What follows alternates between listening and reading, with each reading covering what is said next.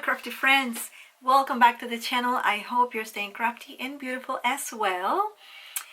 And if you're new, hello, I'm Karina. I love to paper craft and also to organize my crafty supplies. So if you are interested in this type of content, keep on watching and stick till the end.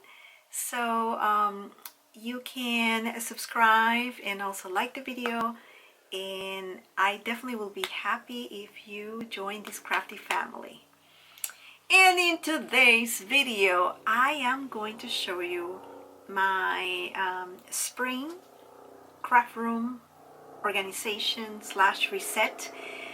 So I am going to show you how I organize my distress inks and sprays. And I'm going to show you the process. I will put some music and some voiceovers here and there. So let's go ahead and flip the camera so you can watch how I organize and store the distress inks and sprays.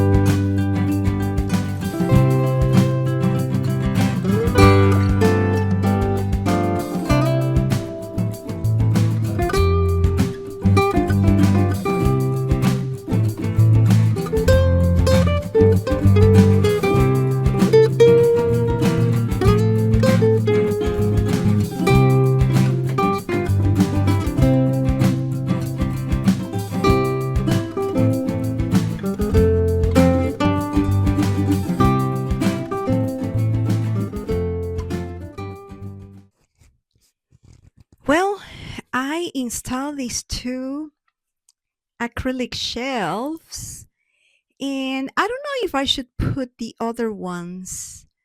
I have two more to go, but those are the ones that I normally use, and excuse me because everything is a mess. So I still have these sprays left. I know I made those holes and I'm definitely going to patch them, but I don't know what to do now, because I have two extra ones, and so far I like how everything works. I don't want, probably I will need a third one. Do you think so? Like, so it can be at the same level of this one, probably over here. Yeah, let's try that. Let's try to install the third shelf.